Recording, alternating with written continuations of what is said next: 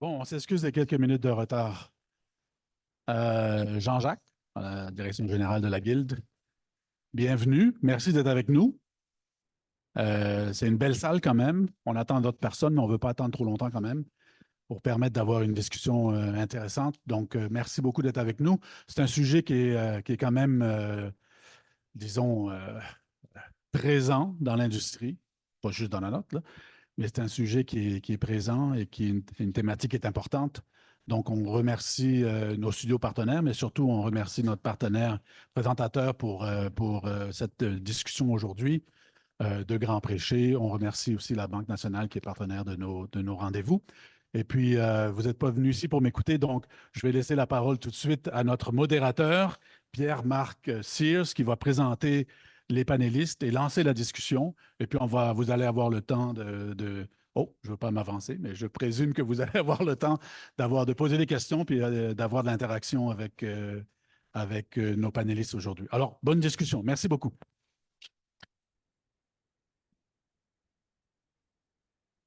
Bonjour tout le monde, est-ce que vous m'entendez bien? Oui, parfait. Même à l'arrière. Bon, ben, bienvenue. Je vous présente rapidement les gens. Angela, Dominique, Khaled, Samy. Ils vont avoir la chance de parler un peu de leur parcours, principalement Angela, mais aussi leur parcours professionnel, pourquoi ils présentent aujourd'hui, puis les produits offerts par chacune des personnes. Angela, représentante d'un studio. Dominique, de la Banque nationale. Khaled de Inou Profit, puis Samy de Grand Préchet. Pourquoi on a commencé, qu'on voulait parler de ce sujet-là, c'est qu'on pense que le financement bancaire, principalement, c'est quelque chose qui est méconnu auprès de la Guilde, puis on voulait informer les gens, voir comment que ça fonctionne, les produits offerts, etc. Puis dans un deuxième temps, parler plus de financement public, puis qu'est-ce qui est possible de faire. Je pense que les gens en général dans l'audience ont plus une connaissance de la deuxième partie, plus une méconnaissance de la première. Fait qu'on va avoir un petit peu plus un focus sur le financement bancaire. Puis on va être tous là après au cocktail là, pour en parler davantage si vous avez des questions. Donc pour commencer, peut-être je pourrais passer la parole à Angela, qui pourrait parler un peu de son parcours, puis qu'elle voit les enjeux d'aujourd'hui. Bonjour tout le monde. Je connais plusieurs personnes dans la salle, donc je suis contente de vous voir. Et pour le monde qui ne me connaît pas, mais je suis Angela, je suis cofondatrice de studio Clever Place. Peut-être vous connaissez le jeu Operation Tango, que ça vient fonctionner, on l'a sorti en 2021. Mais l'histoire de mon studio, ça a commencé en 2013. Quand on a créé le studio, je l'ai créé avec mon conjoint. Et quand on a commencé le studio, on avait 40 000 $. Et on a dit, OK, avec 40 000, on va faire 2 jeux. Et avec ça, on a commencé. Donc, j'ai dit 20 000 pour les jeux numéro un. Et si ça ne marche pas, j'aurai un coussin pour faire un jeu 2 parce que j'estimais que ça allait être tough faire un jeu. Et j'ai créé le studio avec mon conjoint. C'est lui qui faisait partie de l'industrie des jeux vidéo. Moi, j'avais plus un profil entrepreneur. Et pour le monde qui me connaît, je pense que mon profil, ça parle tout seul. Donc, on a commencé, mais notre premier jeu, ça n'a pas fonctionné. Mais quand on a commencé, OK, je reviens dans l'histoire. Donc, on a commencé avec 20 000 et j'ai jamais eu de prêt de la banque. J'ai jamais eu de, j'ai jamais suis allée vers la banque parce que j'avais comme peur d'avoir des engagements financiers et des prêts à long terme. Donc, j'ai dit, OK, on va aller chercher d'autres sources de financement. J'ai travaillé fort avec mon premier 20 000 et j'ai appliqué à l'FMC et à des Execution Labs et je me fait dire non plusieurs fois. Mais on a insisté jusqu'à ce qu'on a sorti notre premier jeu qui n'a pas très bien fonctionné, mais mon deuxième 20 000 nous a aidé à passer à travers. Et dans tout ce parcours, on s'est soutenu beaucoup avec les subventions et les crédits de recherche et développement et multimédia, et on va parler de ça tantôt. Et finalement, on a réussi à faire un deuxième jeu que c'est Opération Tango. Et ça a bien fonctionné. Et à partir de là, j'ai créé une deuxième compagnie que c'est Indie Angels. Et on est une agence marketing pour les développeurs. Donc, je ne sais pas si tu as d'autres questions. Non, pour l'instant, c'est parfait. C'est parfait? C'est un bon résumé. OK, OK. Puis, comme Angela le dit, je pense que c'est ça, les gens, je pense, qui ont une méconnaissance des produits offerts. Puis je pense que ça va être ça vraiment la clé de la conférence d'aujourd'hui. C'est vraiment, les institutions financières sont là pour vous aider à croître votre entreprise, votre studio. Fait que c'est un peu de démystifier les mythes qu'il y a autour de tout ça. Donc, je pense que Dominique va bien nous expliquer ça.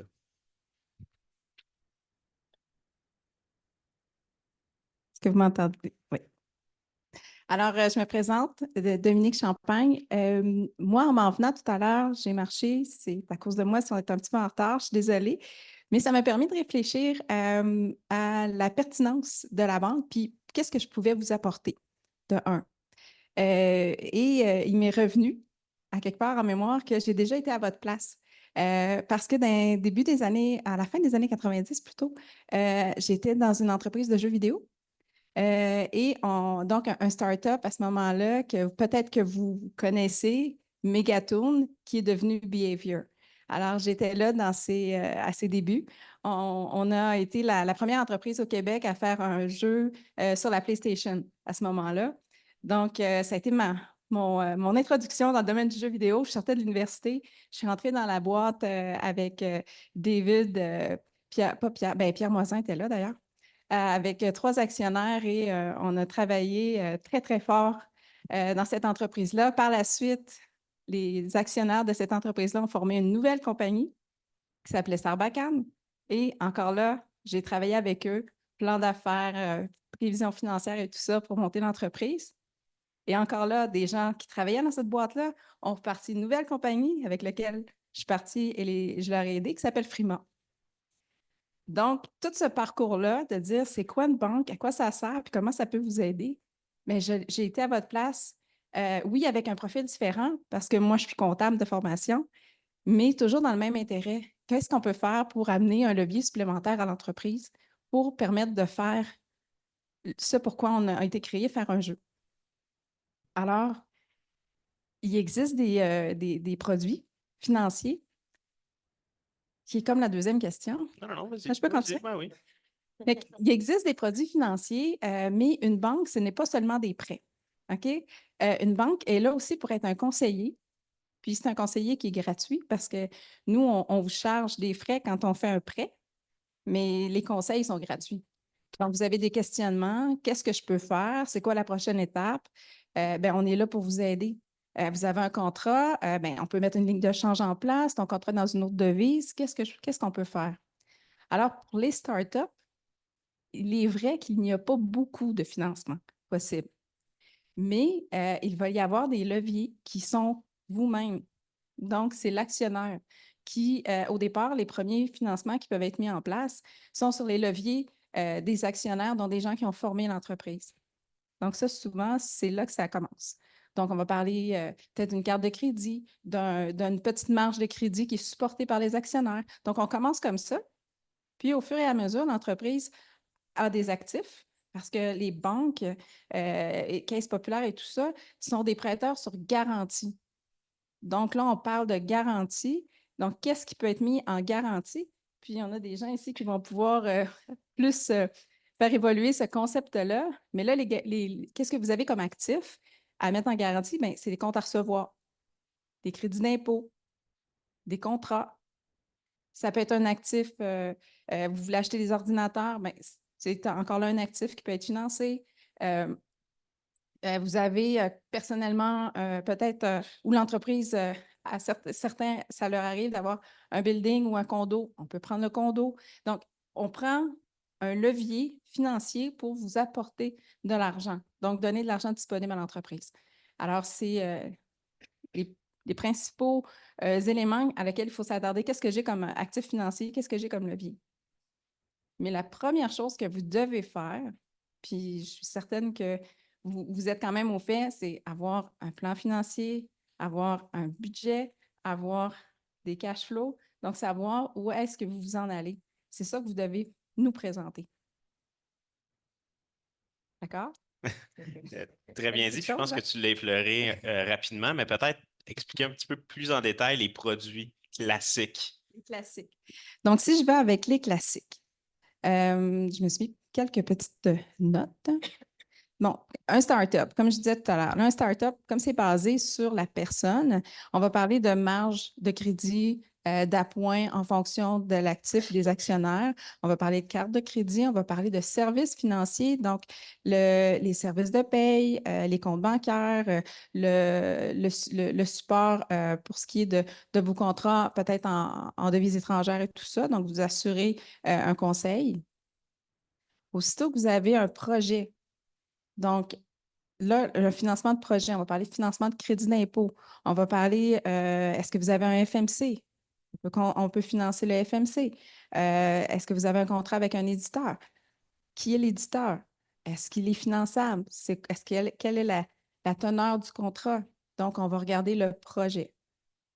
Alors, à ce moment-là, on va parler de financement à demande. Donc, c'est des financements qui sont basés sur ces actifs-là. Donc, le crédit d'impôt qui est à recevoir, le contrat du FMC, la balance qui est à recevoir, le contrat de l'éditeur, exemple. Donc, c'est un financement qui est basé sur ces éléments-là.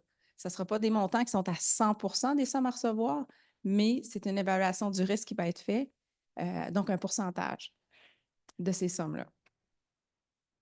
Et là, on évalue quand est-ce que les sommes vont être à rembourser pour voir le besoin que vous avez en fonction là, des éléments que vous allez avoir travaillés. Donc, vos prévisions financières, votre cash flow, votre plan d'affaires. Quand on arrive à une compagnie qui est établie, qui a fait déjà un premier jeu ou un deuxième jeu, qui a des revenus, donc là, on peut parler d'un financement plus un peu de type corporatif, où là, il y a une source de revenus qui est récurrente, là, sur laquelle on va pouvoir se baser là, pour et mettre en place un financement. Encore là, ça peut être une marge de crédit, ça peut être un prêt à demande. Voilà. Ouais, Puis, est-ce qu'il y a, tantôt tu parlais de conseils, ouais. la banque est là pour aider. Est-ce qu'il peut être trop tôt? Est-ce qu'on peut arriver trop tôt? On n'arrive jamais trop tôt. OK? Ça, c'est un conseil que je vous donnerais. Vous n'arrivez jamais trop tôt pour aller voir une institution financière. Quand vous ouvrez votre compte bancaire, c'est la première étape. Nous, dans l'équipe Industrie créative dans laquelle je fais partie à la Banque nationale, c'est un groupe qui existe depuis 25 ans. On travaille avec le domaine des arts de façon générale, que ce soit les entreprises de télévisuel, cinématographique, événementiel, réalité augmentée, VR, jeux vidéo, donc toute cette panoplie. On travaille avec les entreprises qui débutent, qui en sont à leur première production, autant que les entreprises qui sont là depuis 30 ans, qui travaillent à l'international. On travaille avec toutes les gens. Et on va donner le même qualité de conseil à quelqu'un qui démarre que quelqu'un qui est là depuis 30 ans. Donc, il peut avoir des millions de revenus et quelqu'un qui va être à ses premiers revenus. C'est peut-être la beauté de ce qu'on fait, c'est qu'on voit les gens à tous les stades de leur entreprise. Alors, quand vous venez nous voir, mais on est capable de vous dire, bon, parfait, vous débutez, voici ce qui est possible de faire. Prochaine étape, pour avoir un financement, on va s'asseoir avec vous, puis on va vous dire, bon, ben, pour avoir un financement, la prochaine étape, est-ce que tu as ton plan d'affaires? Quel est ton projet? Quelles sont tes sources de revenus? Donc, vraiment, on va le regarder avec vous, puis on peut se rencontrer à plusieurs reprises. On va faire vraiment on pourrait dire, des discussions avec vous, là, vraiment, pour voir où est-ce que vous en êtes, puis quelle est peut-être la lacune dans ce que vous avez fait jusqu'à maintenant. Avec des gens avec qui je vais travailler, mais ils vont me présenter leur prévision financière. Des fois, ils ne vont pas assez loin. Moi, je veux voir comme prêteur les prévisions financières jusqu'à ce que vous me remboursiez. Donc, si j'ai un financement avec une compagnie, puis c'est basé sur les crédits d'impôt, bien, normalement, les crédits d'impôt prennent jusqu'à 1 an avant d'être encaissés. Mais je veux voir vos prévisions financières jusqu'à l'année prochaine. Donc, c'est des choses qu'on va travailler ensemble. Donc, on va dire, mais non, ça ne se rend pas tout à fait assez loin, on va le poursuivre. Donc, c'est vraiment des choses qu'on va établir avec vous. Vous allez avoir des conseillers externes qui sont là pour vous aider. Vous avez aussi des compétences internes. Puis, on est là pour travailler le tout avec vous. Vous êtes en train de discuter pour un contrat dans une devise X. Ah non, on va le faire en canadien. Bien, peut-être vous pouvez laisser la devise en US. on va être là pour vous conseiller et puis vous dire, ben, on peut prendre un contrat de change. Il y a des éléments, il y a des choses qui se mettent en place, des produits pour vous permettre de vous couvrir contre le risque de change, mais qui peut être une opportunité d'avoir un contrat dans une autre devise. J'ai une question, Oui. Dominique. Parce que comme entrepreneur, quand je parle avec d'autres types de studios, on a la perception que parler avec les banques, c'est difficile. Et j'ai entendu des plaintes dans différents domaines, et même en jeu vidéo, que trouver les bons account managers, c'est compliqué. Et parler avec eux, c'est compliqué. Faire des suivis, c'est compliqué. Et aussi, des fois, c'est lié avec où tu ouvres ton compte, où tu es placé, la localisation de ta compagnie. Donc, comment on peut avoir contact avec ton groupe? Est-ce que c'est lié par rapport où est notre compagnie? Ou parce que c'est spécifique à jeux vidéo, donc c'est facile d'avoir du contact avec ton équipe? Ben, notre équipe, elle est située à Montréal, à Toronto et à Vancouver. Donc, il y a 3 groupes sous le groupe industriel, la grande famille Industrie créative. On s'occupe des clients à travers le Québec, à travers l'Atlantique de Montréal, donc qu'ils soient situés à Québec, qu'ils soient situés à Dolbeau, qu'ils soient situés en Nouvelle-Écosse, on va s'en occuper. Donc, on est disponible à distance, on va se déplacer. On a justement une collègue qui s'en va dans 2 semaines en Nouvelle-Écosse. Donc, on est disponible et je vous dirais qu'on est quand même facile à rejoindre. Puis, ça se pourrait qu'au début, vous ouvriez votre compte dans une succursale avec, vous n'avez pas de directeur de compte. Peut-être que vous allez être à une étape où vous n'avez pas tout à fait besoin de directeur de compte, mais vous pouvez nous appeler. On va quand même, on prend les appels, on répond. Puis j'ai un de mes collègues qui est là, Nima, dans l'audience. On va vous écouter. On va peut-être dire, OK, vous n'êtes pas prêt encore à avoir un prêt, mais on va échanger. Parfait, vous êtes rendu où? C'est quoi votre prochaine étape? Est-ce que vous avez déjà une équipe de travail? Est-ce que vous avez des employés? Bon, bien, vous avez des employés. Vous pourriez travailler avec un service de paye. Donc, on est là vraiment pour faire le pas à pas. Puis quand vous arrivez à une étape où vous avez besoin du financement, ou ce sera un levier intéressant, bien, on va vous amener avec nous, puis on va poursuivre la relation en étant votre directeur de compte. Mais entre-temps, on va vous écouter, puis on va vous donner des conseils aussi, ou vous diriger vers les bonnes personnes. Si vous ne connaissez pas les gens d'Innoprofit ou les gens de Grand Préchet et vous avez besoin de conseils légaux, vous avez besoin de conseils en crédit d'impôt, bien, on va vous diriger vers ces gens-là ou vous présenter des gens. Puis peut-être pour rebondir sur la question d'Angela, je suis un jeune studio, j'ai 3 collègues, on veut démarrer un jeu. Est-ce que j'appelle à la Banque nationale, la ligne directe, je contacte ton équipe, peut-être savoir exactement quelle porte par rentrer. Est-ce que je rentre directement par la banque normalement? Puis eux vont me référer ou je passe directement par l'industrie créative? Vous pouvez passer directement par Industrie créative. Vous pouvez vous présenter dans une succursale et demander justement, je vais ouvrir un compte. Est-ce qu'il y a des gens qui peuvent m'aider dans l'industrie créative? T'aurais-tu des points, Anima?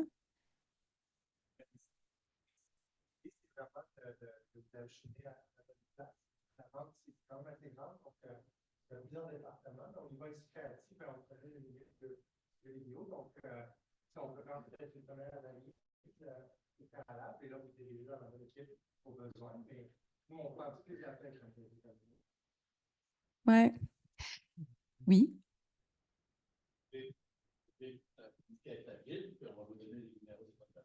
Encore plus facile. Encore mieux.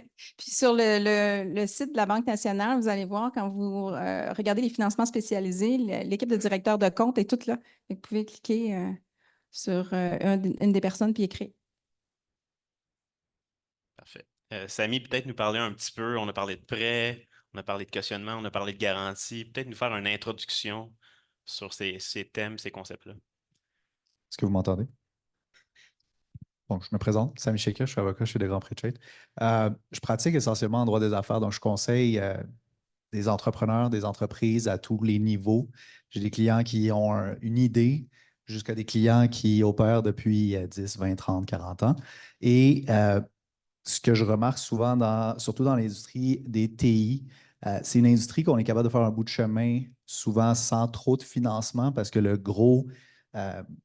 j'ai envie de dire, le gros des ressources, c'est dans notre tête. On est capable d'en faire un bout seul ou en équipe.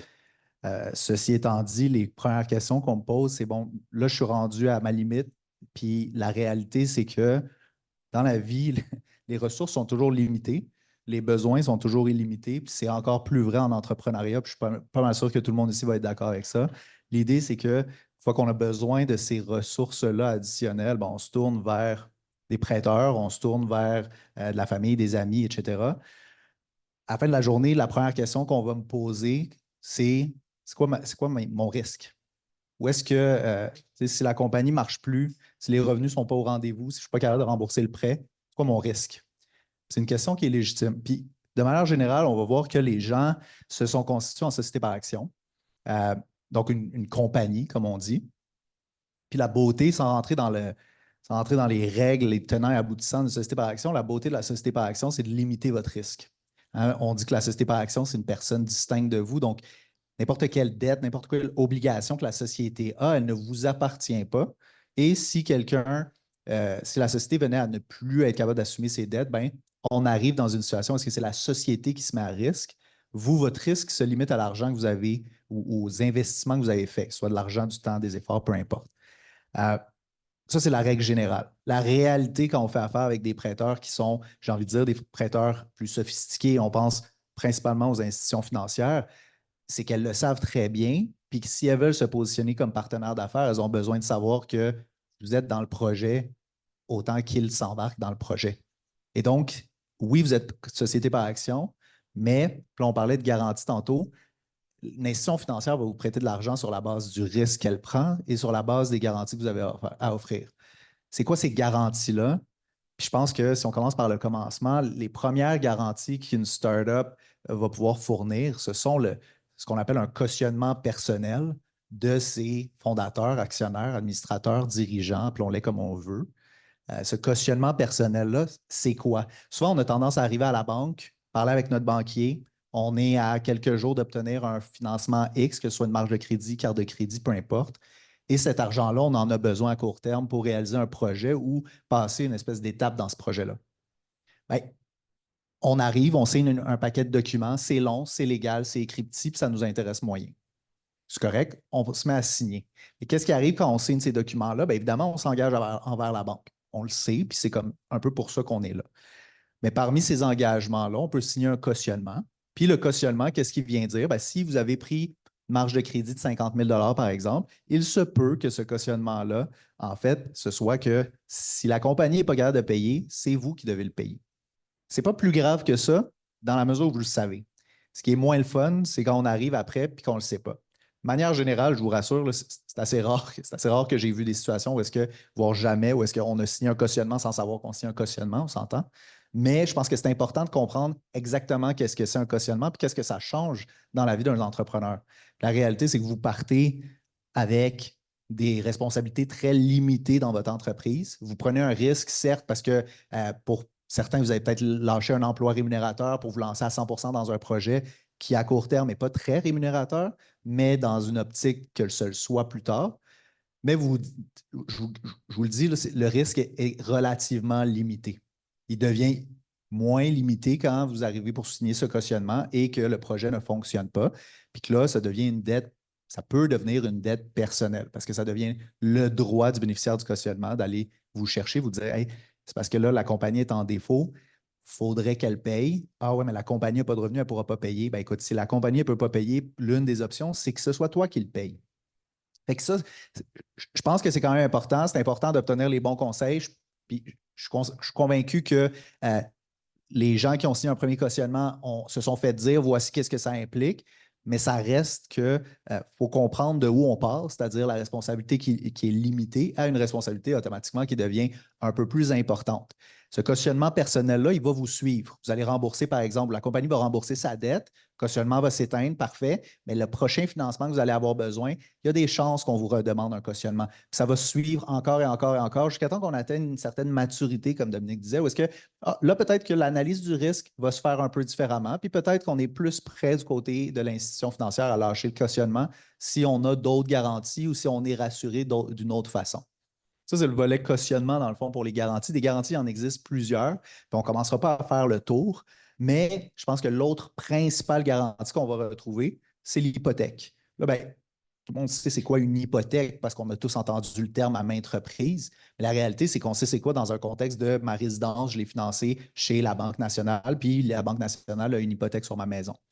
La réalité, c'est qu'une hypothèque, ça peut être assez variable. Puis à la fin de la journée, dans votre entreprise, comme Dominique l'a dit, on peut financer des actifs. Quand on finance des actifs, on prend une hypothèque sur ces actifs-là. Ça peut être vos ordinateurs, ça peut être de l'équipement autre, mais la réalité, c'est que dans votre industrie, ça va souvent être, par exemple, de la propriété intellectuelle. Je l'ai dit tantôt, c'est une industrie où est-ce que la majorité des ressources que vous avez besoin au départ, elles se trouvent dans votre tête.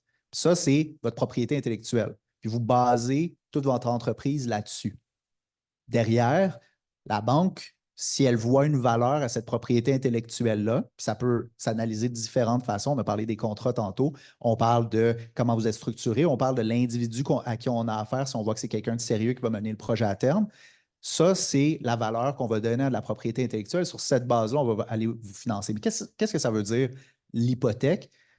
Bien, l'hypothèque, je vais reprendre l'exemple de la maison. Si on hypothèque votre maison, puis que vous arrêtez de payer votre prêt, théoriquement, la banque a certains recours hypothécaires où est-ce qu'elle pourrait ultimement, notamment, saisir votre maison. Mais comment on saisit de la propriété intellectuelle? On s'entend, c'est un peu abstrait. Il y a différentes façons de la saisir, puis souvent, ce qui est plus intéressant, c'est les fruits qui en découlent, parce que l'hypothèque va couvrir, oui, le jeu, par exemple, que vous avez fini, puis qui est commercialisé, mais l'hypothèque va aussi suivre ses fruits et revenus, donc tous les revenus qui découlent de la commercialisation de ces jeux-là vont tomber sous l'hypothèque. Si le prêt n'est pas remboursé, il y a des chances que ces revenus-là ne vous appartiennent plus. Ça, c'est tous des éléments qui, quand on arrive à l'hypothèque, je vous dirais que ça vaut la peine d'avoir des conseils d'un conseiller juridique parce qu'on se rend compte qu'on a travaillé toute notre vie pendant des années pour monter des projets qui, ultimement, si pour une raison X ou Y, la société ou l'entreprise a subi des difficultés, bien, c'est ces actifs-là qu'on a montés qui sont un peu plus à risque. Ça ne veut pas dire qu'il ne faut pas en signer l'hypothèque, ça ne veut pas dire qu'il ne faut pas signer de cautionnement, ça veut juste dire de savoir qu'est-ce qu'on signe.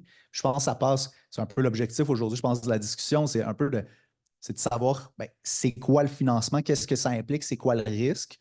Pour en avoir vu plusieurs, ce risque-là est calculable, ce risque-là est mesurable, puis le financement est un excellent levier pour la croissance d'une entreprise, peu importe l'étape où on en est. Ça vient évidemment avec ses risques comme tout projet d'affaires, mais c'est des risques qui sont beaucoup plus mesurables que de se lancer sans trop savoir où est-ce qu'on s'en va.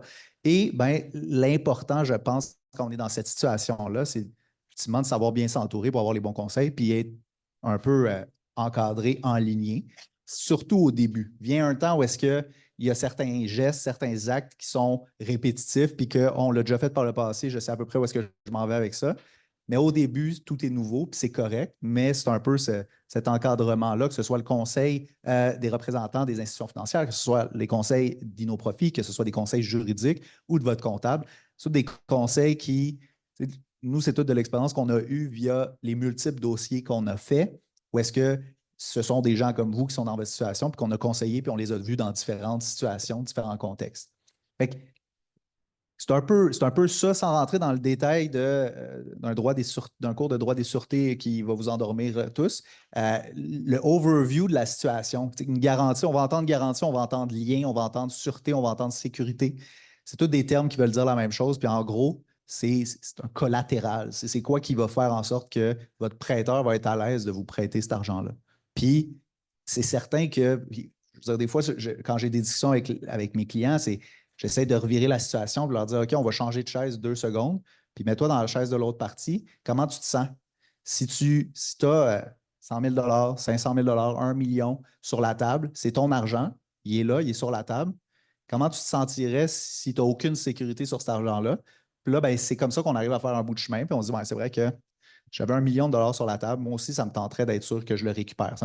J'ai envie d'encourager puis de participer à la croissance puis d'agir comme partenaire clé, mais je veux aussi me mettre en sécurité pour être sûr que le reste de mes activités peut continuer aussi. C'est un peu ça, je pense, le but de la garantie, peu importe la forme qu'elle va prendre. Puis je pense que, sans entrer dans le détail des autres garanties, c'est les deux qu'on va retrouver le plus souvent à la banque. Exact. Puis, tu l'as effleuré tantôt, mais un financement bancaire, c'est quoi un conseiller juridique? Pourquoi on aurait besoin de ça? Toutes sortes de raisons, puis ça dépend du financement, ça dépend de l'étape où est-ce qu'on en est. La réalité, c'est que dans un contexte, dans un dossier de financement, on peut avoir des considérations fiscales qui vont se soulever. Avec Pierre-Marc, étant avocat fiscaliste, on travaille souvent ensemble sur des dossiers de financement où est-ce que OK, qu'est-ce que le volet fiscalité vient jouer là-dedans? La réalité, c'est que bien souvent, quand il s'agit de ces sujets-là, on ne sait pas ce qu'on ne sait pas et c'est pour ça qu'on a besoin de conseillers. Au-delà du fiscal, ben, justement, je l'ai dit tantôt, on signe un cautionnement, on signe une hypothèque, on signe des garanties X ou Y. Ben, le conseiller juridique, tout ça, c'est du légal. Le conseiller juridique est là pour nous dire, nous expliquer nos risques, des fois les négocier pour nous. Dans certains cas, on a une marge de négociation. Dans d'autres, évidemment, quand on démarre, il y en a un peu moins, on le sait. Mais ça ne veut pas dire qu'on doit tout signer puis tout accepter. Puis ça ne veut pas dire qu'il n'y a pas matière à réflexion puis à prendre l'information. Je pense que c'est là que c'est important. Il y a un volet de notre pratique qui est de l'éducation où est-ce que quand on a quelqu'un qui se présente et qui nous dit mon banquier m'a dit de signer tout ça, est-ce que c'est correct? Bien, on va regarder ça, il n'y a pas de problème. Puis on lui explique OK, quand tu signes ça, voici qu'est-ce que ça implique. Voici qu'est-ce que ça implique quand tu signes tel document. Voici qu'est-ce que tu pourrais essayer de voir. Est-ce qu'on est capable de le limiter de telle façon? Est-ce qu'on est capable d'aller dans telle direction? Puis pour le futur, voici quelles conséquences ça pourrait avoir. Parce que ultimement, c'est bien beau, on a obtenu un premier financement, mais c'est peut-être le premier d'une suite de financements. Puis on veut être sûr qu'on ne se met pas dans une situation où est-ce qu'on est un peu à la gorge pour la suite des choses, puis que ça va bloquer les prochains projets. Et que si on fait un projet à la fois, c'est peut-être une chose. Si on décide d'allouer nos ressources sur plus d'un projet à la fois, mais qu'on a mis tous nos œufs dans un projet en termes de financement, ça va être très difficile d'aller vers de la croissance pour les deux projets avant que le premier soit terminé. Bonne réponse. Là, je sors un peu de mes notes. Je ne veux pas faire peur à personne, mais j'ai une question pour Dominique. Oui. J'entends souvent là, les gens, mais là, je prends un prêt, j'ai de l'intérêt. Là, il y a un mythe autour de l'intérêt. On ne veut pas payer de l'intérêt, ça fait peur l'intérêt. As-tu quelque chose à répondre à ça, cette peur-là de l'intérêt? Bien, je dirais que l'intérêt, en fonction, ben, c'est en fonction de, il y a deux choses. Oui, il y a un intérêt. Les banques chargent quand même des taux qui sont très réduits par rapport au type de financement qu'on va faire. On va parler de taux de base avec peut-être 1 point, 2 points de plus. On comprend que le taux de base est très élevé présentement, là. Fait que, en fonction du risque, on va avoir un taux plus. Donc, un taux, c'est souvent des taux variables pour le financement là, dans le domaine du jeu vidéo, dans le domaine des entreprises, quand on ne parle pas de financement d'actifs comme un immeuble ou des ordinateurs, tout ça qui est un prêt à terme. Mais vous payez de l'intérêt si vous tirez sur votre prêt. Dans le sens que si tu as un prêt, mais que tu ne l'utilises pas en totalité, tu ne payeras pas sur l'ensemble du montant que vous avez emprunté. Vous allez payer de l'intérêt seulement sur la portion que vous utilisez. Et si vous avez des fonds pour en rembourser une partie puis la réutiliser plus tard, bien, vous allez payer selon ce que vous utilisez. Et ça fait peur de payer de l'intérêt, mais c'est quand vous n'avez pas besoin d'argent que c'est le temps de venir voir une banque pour en discuter. C'est quand vous avez des leviers, que vous avez de la nouvelle argent qui s'en vient, que vous êtes en santé financière pour votre entreprise, que c'est le temps d'aller voir la banque et dire, bien, j'aimerais travailler sur mon prochain projet. Voici l'argent que j'ai déjà, voici mes autres sources de fonds. Qu'est-ce qu'on peut faire? Alors, payer de l'intérêt, c'est un levier pour vous amener plus loin, plus longtemps, vous amener à destination et toujours savoir que vous allez payer ce que vous utilisez. Ça répond-tu? Oui, non, c'est une bonne réponse. Oui.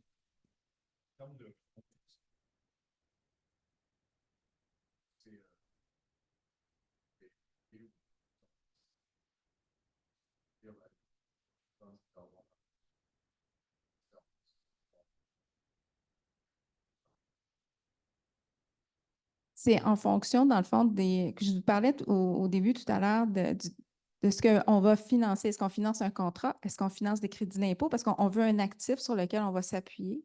Si on finance des crédits d'impôt, par exemple, on aime beaucoup quand les entreprises travaillent avec des gens qui connaissent les crédits d'impôt pour assurer que ce que vous avez prévu comme crédit d'impôt, ce que vous avez fait comme calcul et la façon dont vous allez les réclamer nous rassure. Parce que nous, dans le fond, comme banque, on va se rembourser avec votre remboursement d'impôt. Quand vous allez recevoir le crédit d'impôt, c'est là qu'on va se rembourser. Ce qui fait en sorte que vous allez utiliser votre prêt en fonction des crédits d'impôt que vous avez, entre guillemets, gagnés, qu'à chaque mois, avec les salaires que vous payez, ils se cumulent. Donc, vous avez accès à de la nouvelle argent. Et c'est seulement quand le gouvernement va vous rembourser que la banque va être remboursée. Donc, vous n'avez pas à faire de paiement entre-temps. Donc, ça, c'est les financements les plus habituels qu'on a en jeux vidéo, c'est du financement de crédit d'impôt. Et si on parle d'un contrat avec le FMC, par exemple, le dernier paiement du FMC, bien, c'est quand le FMC va vous rembourser, que vous avez livré votre jeu, vous avez fourni votre rapport, vous avez répondu à toutes ces questions, que vous allez rembourser la banque. Donc, entre-temps, il n'y a que des intérêts à payer. Et encore là, tout dépendamment de l'entente que nous prenons ensemble, il se peut très bien que dans la forme de prêt qu'on a mis en place, on ait prévu un espace pour l'intérêt, si on pourrait dire. C'est qu'on a déjà prévu que, disons, le montant, on va prendre un exemple, vous avez un dernier paiement du FMC à recevoir de 250 000. On évalue que ça va prendre comme 2 ans. Donc, nous, on va faire, c'est qu'on va calculer, selon l'utilisation que vous avez prévu faire, quel serait l'intérêt que vous devriez payer. Et donc, sur le 250 000, parce que le FMC étant paragouvernemental, on est à l'aise de financer 100 du montant, mais on va regarder, on va dire, bien parfait, normalement, sur le 250 000, ça devrait coûter 20 000 d'intérêt. Donc, on va vous prêter 230 000. Puis on va conserver une portion pour couvrir les intérêts tout au long de votre travail. Comme ça, vous n'avez pas besoin de vous en soucier. La banque est contente. On est protégé. À quelque part, vous allez pouvoir honorer vos engagements d'intérêt et vous allez pouvoir travailler sur votre projet. Puis quand vous allez avoir terminé, bien, vous allez recevoir votre paiement du FMC, puis le FMC va aller directement à la banque pour rembourser le prêt. Donc, ça dépend de ce qu'on finance. Parfait. Peut-être une dernière question sur ce volet-là. Tu l'as effleuré tantôt. Le conseil à donner à un jeune studio qui va à la Banque nationale pour la première fois? Bien, se connaître et connaître ses chiffres. Un cash flow pour une entreprise, là, c'est vital.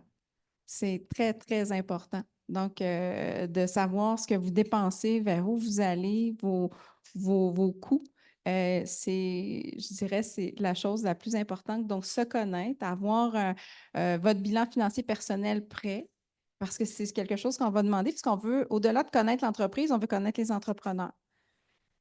Parce que quand on analyse une entreprise, on va commencer par analyser les gens qui l'ont incorporé.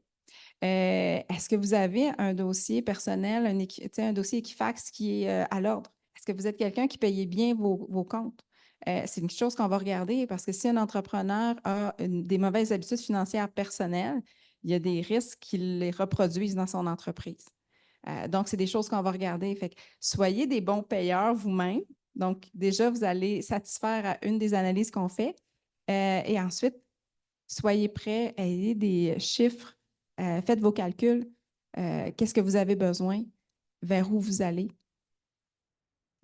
Très bonne réponse.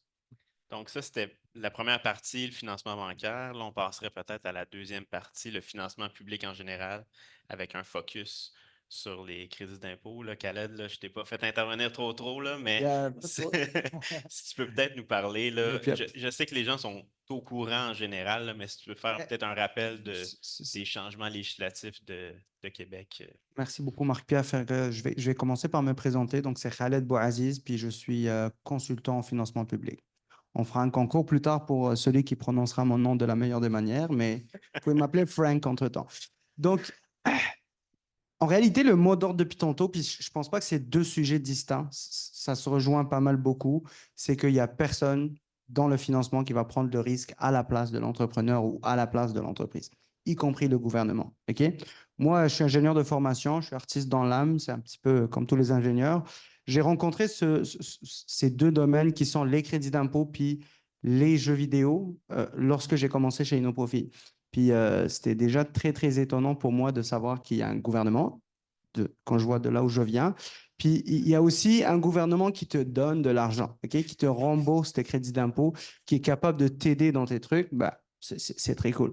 Puis aussi, il y a une industrie de jeux vidéo qui est créative, qui est créatrice de plein de valeurs, etc. Fait que c'était très satisfaisant pour ma personne de travailler dans quelque chose de technique. Je faisais valoir mes qualités d'ingénieur, mais pour aider des gens qui font pas mal de belles choses. Sauf que je rencontrais des studios qui faisaient du travail, etc., à temps partiel, mais qu'ils ne se payent pas de salaire ou qu'ils ne se payent pas de salaire. Ils ne mettent pas de valeur sur le travail qui est fait.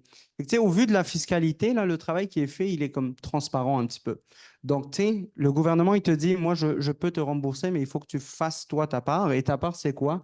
C'est d'abord d'investir cet argent, puis moi, je viens rembourser une bonne partie de ça. Donc ça, c'est la première partie il faut prendre ce risque d'abord, il faut croire en ce qu'on est en train de faire. Puis la deuxième partie, c'est il faut bien le faire pour qu'il y ait toute une synergie qui se crée autour. Quand on le fait bien, quand on verse les salaires au bon moment, quand on fait les choses de la manière la plus optimale, on est capable de recycler ou de récupérer le même dollar plusieurs fois avant que ton dollar là n'est plus à toi. Donc, tu l'as payé, ça devient du travail. Et si on planifie bien les choses, ben, je suis capable, moi, en tant que consultant en financement public, te donner une garantie comme quoi je suis quasi certain que pour ton dossier, je suis capable de t'avoir tant à la date X. OK? Puis là, je vais à la banque, puis je suis capable de financer ce crédit d'impôt. Et donc, non seulement j'ai de l'argent, j'ai un flux espéré dans le temps, mais je peux aussi le ramener à date, puis bien le faire. Puis pour ne pas avoir de surprise, comme pour nous aujourd'hui, par exemple, on s'est un petit peu préparé, puis on freestyle après.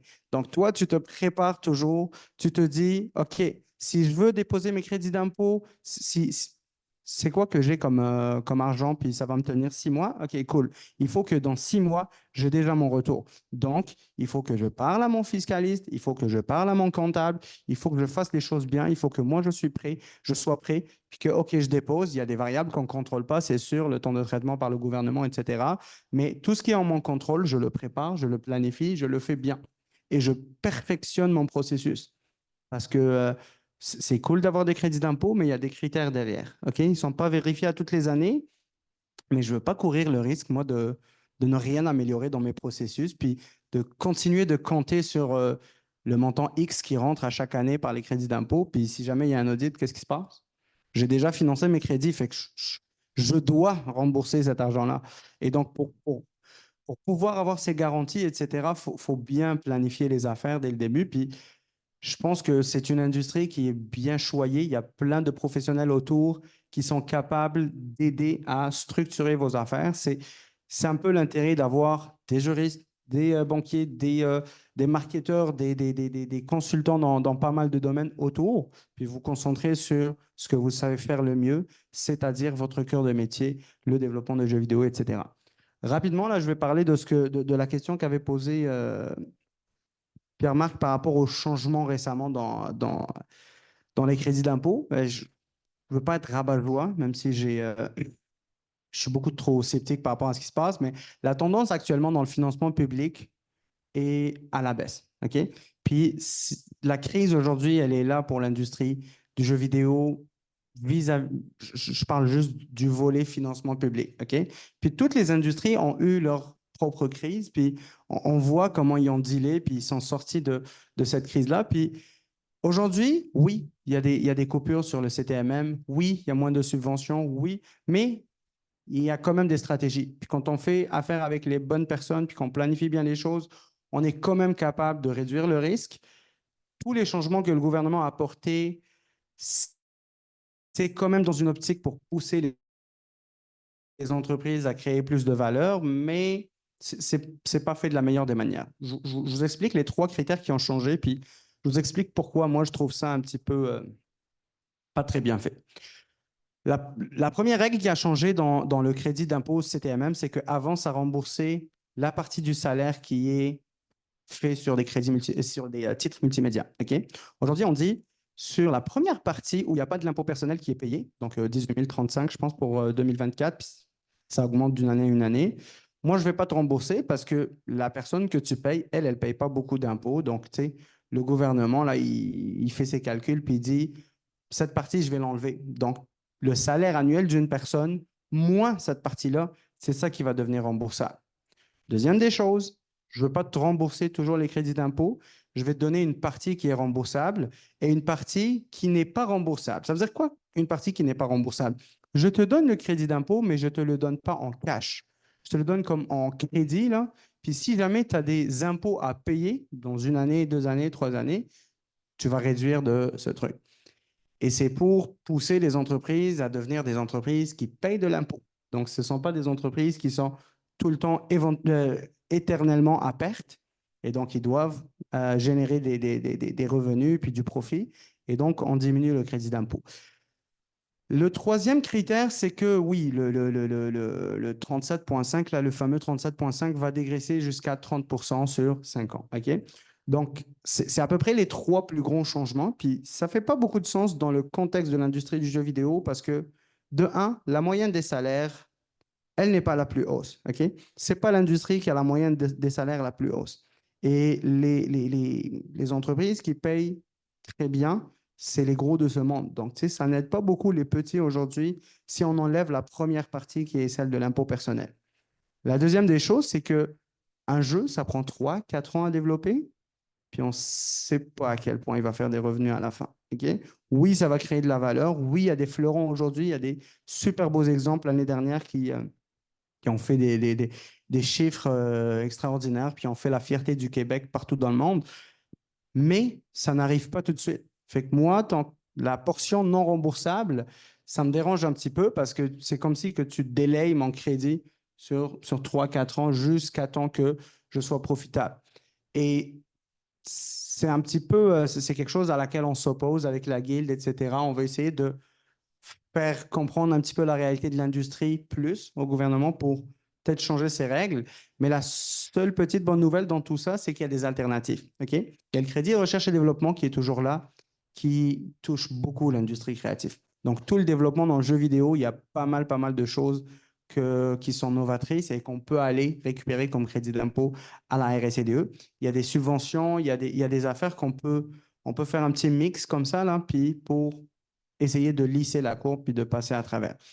Donc, si je résume, oui, il y a un changement puis une petite fermeture des vannes, mais il y a quand même une opportunité parce que en faisant affaire avec des professionnels, on est capable de surfer sur la vague puis quand même ne pas être beaucoup touché. Puis la deuxième chose, c'est que il faut quand même un minimum d'investissement. Il faut quand même partir la roue avec quelque chose pour par la suite avoir des flux monétaires plus stables et pouvoir recycler l'argent plusieurs fois. Très belle réponse. Puis, pourquoi, à quel moment on commence son financement public? Un peu la même question que Dominique. Est-ce qu'on peut être trop tôt? Exact. C'est à peu près ce que je disais. On n'est jamais trop tôt. Le plus tôt qu'on embarque, le plus qu'on fait bien les affaires. Moi, ce n'est pas sûr que je parle à n'importe quelle personne, puis je peux te dire demain, je peux t'avoir X. Non. Il y a des gens que oui, je vais te dire, hey, ça fait 2 ans que tu ne réclames pas tes crédits d'impôt, on est capable d'aller rapidement chercher ça. En 3 mois, tu as des super beaux montants.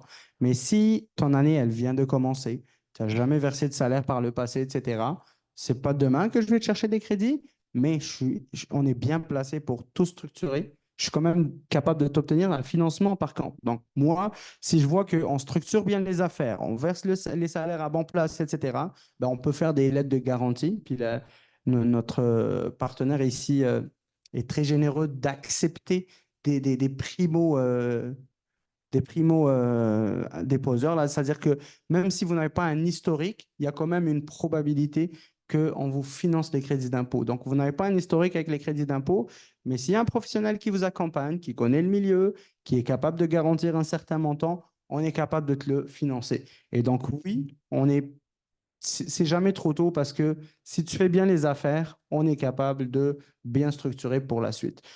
Puis, grosso modo, quand est-ce que ça se passe? Le gouvernement, il n'a pas la flexibilité que d'autres institutions financières, etc. Fait que quand il te dit, tu prends le risque avec moi, ben, écoute, ça se passe à, tu dois payer le salaire, tu dois attendre la fin de l'année fiscale, tu dois déposer, tu dois répondre à des critères de crédit d'impôt, etc. Fait que ça vient un petit peu en retard de 6-7 mois du moment où tu commences à faire ton investissement à toi.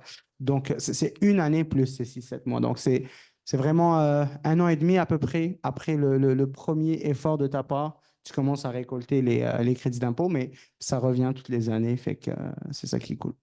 Parfait. Puis tu l'as effleuré tantôt. Tu parlais du financement public, on parle de crédit d'impôt. Tu peux-tu un peu parler brièvement là, des autres possibilités pour les studios? J'avais parlé du crédit recherche et développement qui va devenir de plus en plus intéressant avec les coupures qui sont dans le CTMM. Mais oui, il y a un mix qui est spécifique puis spécial à chaque studio. OK? Aujourd'hui, il y a 1026 subventions. OK? C'est pas tout pour le jeu vidéo, mais je suis pas mal certain que parce que tu fais un jeu vidéo qui parle du Moyen Âge puis qui promouvoit la langue française selon certains angles, etc., je suis capable de dire, OK, là, c'est un projet qui s'en va dans cette direction, fait qu'on est capable d'aller regarder ça. Il y a quand même une panoplie très grande, puis ça vaut la peine de regarder qu'est-ce qui existe encore, plus que ben, le crédit le plus fameux, c'est crédit multimédia, puis R&D, parce que oui, il y a du développement informatique, puis souvent, il y a des challenges. Donc, ça vaut la peine d'aller regarder en détail. C'est du cas par cas, là, par contre. Donc, Parfait. Angela, est-ce que tu peux peut-être nous partager, si tu es à l'aise, un peu ton expérience, le financement bancaire, comment tu vois ça, le financement des crédits d'impôt? Mais comme je disais tantôt, j'ai jamais utilisé ce type d'outil, mais j'ai vraiment aimé beaucoup un des commentaires de Dominique par rapport les états financiers et la gestion des trésoreries et tous les volets finances. Je pense qu'une des forces de Clever Place, c'est que nous, ben, les forces d'une compagnie, c'est les forces des fondateurs. Donc, si le fondateur est un bon artiste, les jeux vont être super jolis. Si c'est le designer, ça va être un gameplay incroyable. Chez nous, j'ai un background en finance et en management, donc on essaie de gérer ça bien. Et quand je regarde les compagnies de ma génération, quand j'ai créé mon studio et comment ces compagnies ont évolué, je trouve que celles qui ont plus de succès, c'est les compagnies qui ont un volet développement d'affaires, finance, marketing. Eux, c'est les compagnies qui, avec l'État, réussissent mieux. Donc, je pense que le volet finance, c'est un volet à ne pas négliger. Et je pense que le profil typique des développeurs, c'est l'artiste qui ne veut rien savoir de ça. Et c'est inévitable. Si vous voulez développer des jeux vidéo indépendants, c'est le nerf de la guerre. C'est l'argent, la gestion de l'argent dans les temps. Et plus vous gérez ça bien, vous allez diminuer vos risques et vous allez avoir plus de chances de succès. Parce qu'en bout de ligne, c'est le long terme, la planification long terme, comment on se rend dans la ligne. Et comme quand j'ai dit ça, mon histoire, j'avais 40 000 $ et j'ai fait 2 jeux avec 40 000 quand même. Je pense que ça nous a permis de passer à travers, mais ça parle d'une planification financière réfléchie. Donc, mon invitation, à partir de mon expérience et ma connaissance du secteur, c'est vraiment mettez beaucoup d'efforts dans votre gestion financière parce que c'est là le nerf de la guerre. Et je sais que vous êtes la plupart des artistes avec plein de rêves, plein de rêves, parce que c'est ça qu'on veut faire, des jeux vidéo. Mais ça ne va pas se résoudre toute seule. Vraiment, vraiment, faites attention de votre argent et la planification la mieux structurée possible. Et j'étais aussi contente d'entendre tous les volets de Dominique parce que c'est pas facile de parler avec des banques. Je n'ai pas l'expérience avec la Banque nationale, mais si c'est vrai, allez parler avec des monde qui connaît ça. Là. Surtout, il faut savoir qu'est-ce qu'on ne connaît pas. Que si vous ne connaissez pas l'argent, si vous ne connaissez pas l'aspect légal, si vous ne connaissez pas les crédits, il faut savoir qu'est-ce qu'on ne connaît pas. Là. Et je pense que ça va nous permettre de faire de meilleures décisions. déjà, quand on commence à dire, ah, moi, je ne connais pas ça, mais entoure-toi avec du monde qui connaît ça parce que ça va augmenter tes probabilités, tes chances de réussite. Et c'est déjà une grande bataille, faire des jeux, être en affaires dans un contexte tough, parce que notre contexte est difficile et ça ne va pas changer dans les prochains 2 ans, je pense. Donc, faites attention à votre argent et planifiez bien. Ce sera mon conseil. Excellent conseil. Peut-être, oui, effectivement. Peut-être un petit mot de la fin de chacun pour parler de ce qu'ils veulent bien parler. Samy. Ben, de ce que j'entends de mes copanélistes, c'est l'organisation, ça va être la clé. Connaissez vos forces, un peu comme Angela a dit, mais connaissez vos faiblesses, puis travaillez dessus. Je peux vous dire que par expérience, que je vois de mes clients qui réussissent bien, c'est justement des gens que si tu leur poses une question, ils ont la réponse ou ils savent où la trouver. Puis ça arrive de scramble, puis d'être un peu perdu, puis de ne pas trop savoir qu'est-ce qu'on fait, où est-ce qu'on est, puis où est-ce qu'on va. C'est correct, puis ce qu'on dit depuis le début, c'est entourez-vous des bonnes personnes, puis c'est un peu le but de notre travail, là. Le service conseil, puis ultimement, l'encadrement pour vous amener en bonne direction, c'est un peu notre objectif. Puis c'est un peu comme ça qu'on se positionne, mais c'est ça, c'est organisez-vous parce que ben, aux yeux d'une banque, quelqu'un qui dit ben, voici mon portrait, voici de quoi j'ai l'air, c'est beaucoup plus facile de traiter avec quelqu'un qui semble savoir où est-ce qu'il s'en va, puis c'est plus rassurant. Je peux vous dire que pour un conseiller juridique, si je vous pose des questions puis vous ne savez pas trop les réponses, ça va te rendre mon travail un peu plus compliqué, fait que ça serait le fun qu'on ait les réponses. Mais au-delà de ça, je pense que c'est vrai pour tout le monde. Je pense que c'est vrai pour le travail d'InnoProfit. Si vous savez déjà où est-ce que vous en allez, vous avez un plan de match relativement établi qui vont vous aider à peaufiner, ça va être tout aussi vrai. Mais je pense que c'est le mot-clé, c'est d'être organisé puis de ne pas avoir peur. Pas avoir peur d'attaquer qu'est-ce qu'on connaît moins puis qu'est-ce qu'on est ce avec quoi on est moins bon. Puis je pense que c'est ceux qui, justement, vont décider de dire bon, finance, je m'y connais moins. Le management, je m'y connais moins. La comptabilité, ça, c'est une bébite qui fait généralement peur. C'est quoi des états financiers? C'est quoi un bilan? C'est quoi un ratio de fonds de roulement ou d'endettement? C'est des points que des fois, on regarde ça, on est comme c'est trop complexe.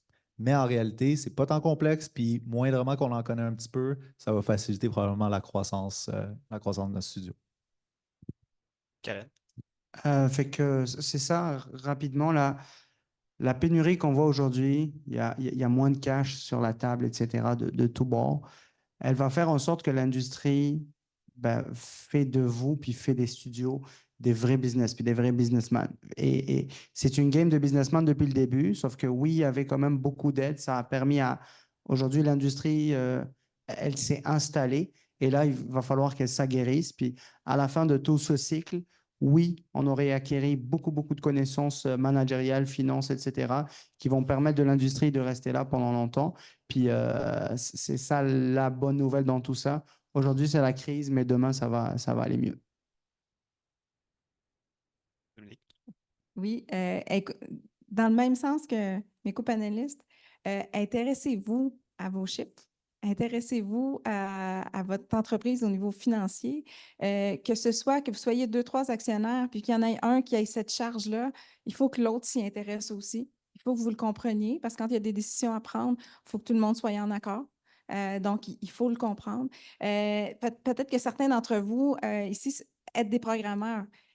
Votre code, vous y mettez de l'information pour être capable de vous y retrouver. Ben, votre information financière, c'est la même chose. Il faut que vous soyez capable de vous retrouver, savoir où est-ce que vous allez. Donc, c'est important d'y mettre du temps et d'être structuré. Si vous savez où vous allez, vous avez plus de chances de vous y rendre.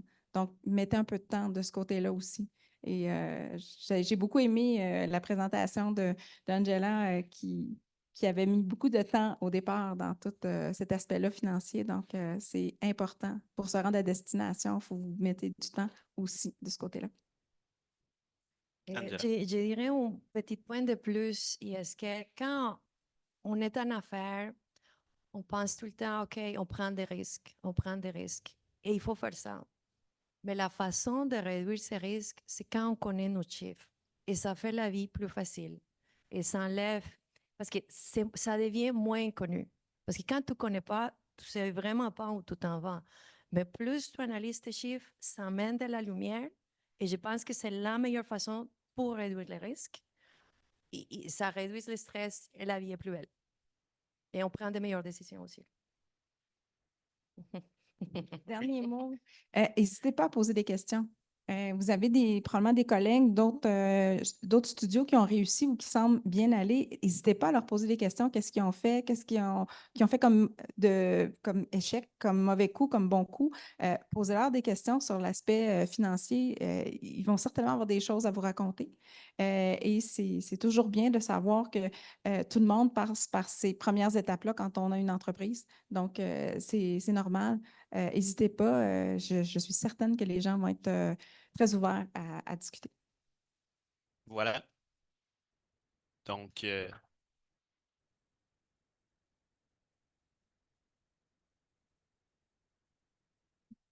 on passerait peut-être à la période de questions. S'il y a. Oui.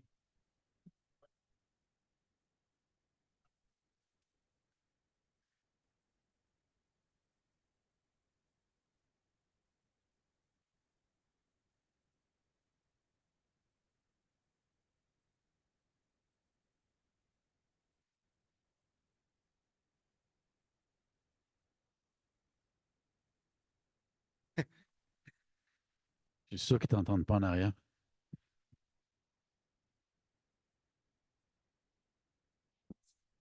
Donc, OK, c'est mieux comme ça. Donc, on est plusieurs indies à la guilde et le marché des indies, puis je pense même les studios en général, dernièrement, il y a plein de studios qui ont fermé.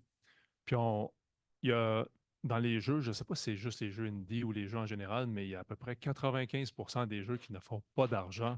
Puis il y a 5% qui font un profit. Puis ils ne disent pas combien de profit, mais c'est variable comme profit. Puis la question que j'ai quand on va voir les banques, parce que souvent ce qu'on entendait, puis c'est intéressant quand même de l'entendre par rapport aux garanties des actifs, là, j'avais noté les ordinateurs, propriété intellectuelle, la maison par exemple. Euh, Propriété intellectuelle, c'est vrai que ce n'est pas quelque chose que j'avais entendu, c'est nouveau. Mais quand on est indie et qu'on veut financer un jeu, on n'a souvent pas nécessairement une propriété intellectuelle qui est développée. Une maison, probablement que non. Pour la majorité, je pense que non. Donc, c'est quoi le profil? Puis c'est ça que je me pose comme question. C'est quoi le profil type qui va aller voir la banque puis qui va être accepté pour dire, OK, moi, là, je réponds à ces conditions-là. Si on a beaucoup de jeux à notre actif, ça peut aider parce que là, on a des propriétés intellectuelles, on a des revenus. Puis je pensais aussi que un de mes collègues dans l'industrie m'avait déjà dit, il avait appliqué pour le FMC, puis il m'avait dit, ouais, mais tu sais, on était accepté, mais on avait fait 6 jeux avant. On avait de l'expérience. Donc ça avait beaucoup aidé. Donc, le profil, c'était un profil d'expérience, puis aussi, ils avaient déjà, ben, on pesait des propriétés intellectuelles, puis ils avaient probablement certains revenus. Donc, je me pose la question, là. Pour les banques, peut-être Dominique peut répondre, là, peut-être plus côté banque, mais c'est ouvert à tous. Quand on sait que 95% risquent de ne pas faire de profit, là, c'est vraiment différent de la mentalité. Tu as une hypothèque, puis tu as, excusez, tu as une hypothèque, puis finalement, la maison, c'est une bonne garantie, mais on est tellement, mais tellement loin de cette réalité-là dans les jeux vidéo. Comment vous faites pour déterminer un profil, puis comment qu'on fait, nous, pour le monter, ce profil-là, pour justement y avoir accès, puis être capable de rembourser, parce qu'on ne veut pas se mettre dans la marde, là. On a 95% des chances de se mettre dans la marde, puis probablement que le banquier va dire, non, je le vois déjà que ça ne fera pas de profit. Vous comprenez la question? C'est une bonne question. Ben, dans le fond, le profil des compagnies qu'on va être en mesure de financer, parce que je parlais tout à l'heure, c'est qu'on va regarder l'entreprise, si on fait un prêt aujourd'hui qui prend 18 mois à rembourser, on veut s'assurer que l'entreprise va être là dans 18 mois. C'est important. Alors, dans les histoires à succès qu'on peut avoir de jeunes pousses qu'on pouvait financer, c'est qu'en même temps que de faire leur jeu, ils faisaient des contrats. Donc, il y avait du servicing. Donc, le servicing leur permettait d'avoir des revenus, des entrées de fonds régulières qui permettaient à ce moment-là de voir que l'entreprise, elle met une partie de son temps dans son IP, mais elle a des revenus récurrents avec du servicing. Donc, on était capable de dire, bien, je suis capable, comme banque, de financer le crédit d'impôt de cette entreprise-là. parce qu'elle a de la récurrence et elle a d'autres sources. Donc, encore là, comme il y a de la récurrence puis il y a d'autres sources, l'entreprise a besoin de financer une partie des actifs qu'elle a besoin d'acheter, l'ordinateur et tout ça. Mais on a été capable aussi de faire un prêt. Mais il y a des outils qui peuvent aider quand on manque peut-être de garantie. Les gouvernements, encore là, il y a des prêts pour petites entreprises, c'est des garanties qui sont données par le gouvernement fédéral qu'on peut aller utiliser. On peut aller utiliser une garantie auprès de EDC, auprès d'Investissement Québec pour les crédits d'impôt. Donc, il y a des leviers ailleurs pour nous aider comme banquiers à trouver du confort additionnel. Mais je ne vous cacherai pas que ce n'est pas facile pour une entreprise, un start-up qui ne fait que le développement unique de son idée, de son jeu vidéo. S'il n'y a pas d'autres sources externes, c'est plus difficile d'obtenir du financement. Ou il pourrait y avoir une possibilité, mais ça va être dans les crédits d'impôt de l'année financière qui est terminée, qui est filée auprès des gouvernements. Donc, ceux-là, ils sont complétés. On sait qu'ils vont être on attend le chèque qui prend 6 à 8 mois, mais là, on peut regarder pour cette portion-là qui est qui a à moindre risque. Donc, c'est toutes ces choses-là qu'on va discuter avec les entrepreneurs. Puis, on va être franc, on va dire, bien, cette étape-là, vous êtes rendu, c'est difficile pour nous, mais on va discuter de la prochaine étape. Où est-ce que vous êtes qu'est-ce que vous allez faire? Qu'est-ce qu'il y a de possibilités? Mais je crois que c'est primordial de parler avec une institution financière pour savoir, pour avoir une idée claire. Fait que Puis s'il y a d'autres partenaires qu'on peut amener à la table, comme Investissement Québec, EDC, les PPA, on va le faire. Puis, je trouve ça intéressant que tu parles de servicing parce que ultimement, c'est ça, c'est de générer une certaine traction, un revenu ailleurs, même si ça occupe une portion du temps pour dédier quand même le reste du temps au projet principal. C'est des contrats que vous allez regarder ou est-ce que, puis je parle parce que j'ai eu des expériences parce que j'ai des clients qui viennent me voir, me disent ouais, j'ai essayé de financer, me faire financer. La banque me dit qu'ils seraient prêts à me financer parce qu'ils voient certaines sources de revenus, mais il faut que je m'appuie sur un contrat. Puis évidemment que ben, je fais des dossiers à la pige ou des contrats à la pige, puis je n'ai pas nécessairement un contrat écrit ou un contrat assez blindé qui met la banque sécure pour me financer là-dessus. Puis c'est des éléments où est-ce que là, on est appelé à intervenir pour mettre en place une espèce de structure contractuelle légale où est-ce que vous pouvez vous retourner. Vous avez ça de signer avec votre partenaire d'affaires ou vos partenaires d'affaires avec qui vous faites des contrats à la pige.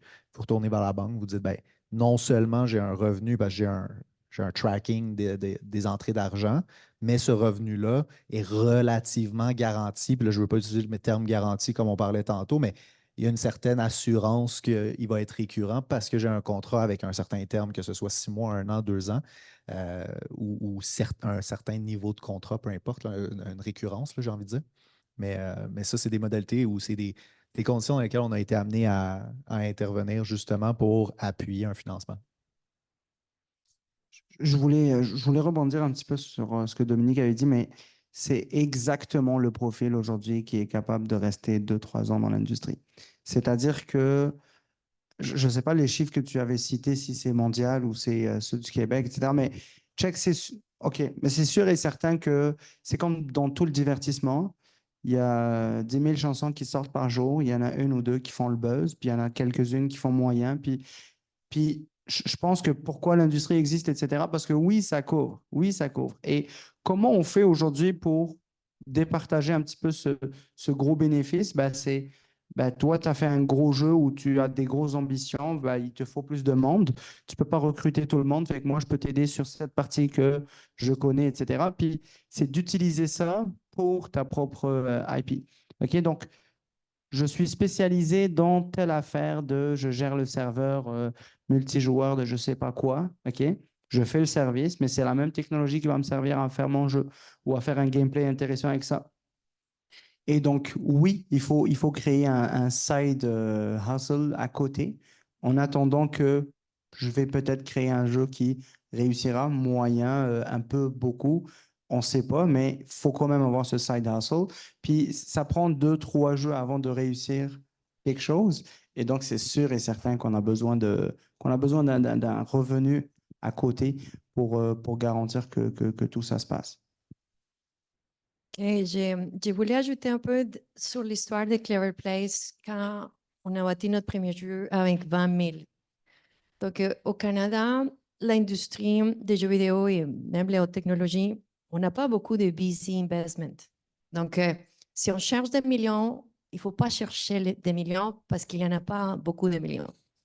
Mais on peut mettre beaucoup d'énergie pour aller chercher la petite argent. Donc, les petites subventions, tous les concours, toutes les subventions comme Emploi Québec a des bonnes subventions quand on engage des jeunes. Mais quand on commence, c'est petit argent. C'est peut-être un 7 000, c'est peut-être un 10 000. Mais quand on n'a pas beaucoup, comme moi, quand j'avais 20 000, 10 000 ici, 5 000 ici, 35 000. Donc, il faut aller chercher au Canada les programmes qui sont différents.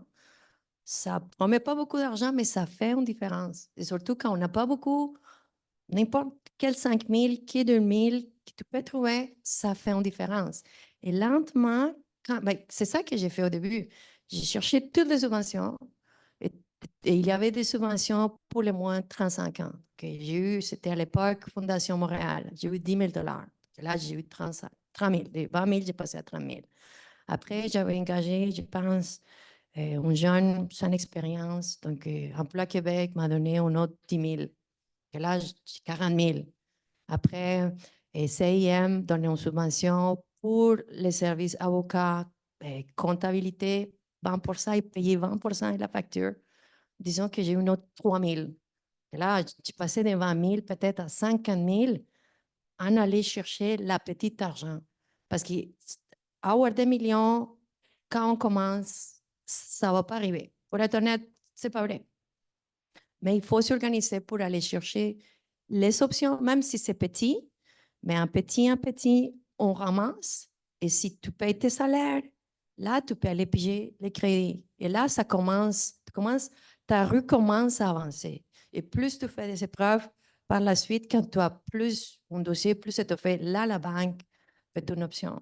Mais il faut vraiment aller chercher au maximum. Et c'est l'histoire de beaucoup de compagnies. C'est vraiment aller chercher cette petit argent quand elle est disponible. Et ce type de programme, ça change tout le temps. Donc, aujourd'hui, je ne sais pas c'est quoi le programme disponible, mais je dirais, pour les nouvelles compagnies, faites l'effort parce que ça aide et ça change. Ça aide, ça va aider vos finances. Merci beaucoup pour la réponse. On va peut-être prendre une autre question. On va pouvoir parler à tous nos panélistes au cocktail après. Mais s'il y a une autre question rapide, on peut y passer tout de suite. Pas de question? Going once, going twice, going 3 times. Bien, donnons une belle main d'applaudissement à nos panélistes. Alors, merci de votre présence. On va aller prendre un cocktail l'autre bord tous ensemble. Puis n'hésitez pas, vous pouvez poser des questions à tous nos panélistes pendant qu'ils sont encore là. Fait que attaquez-les.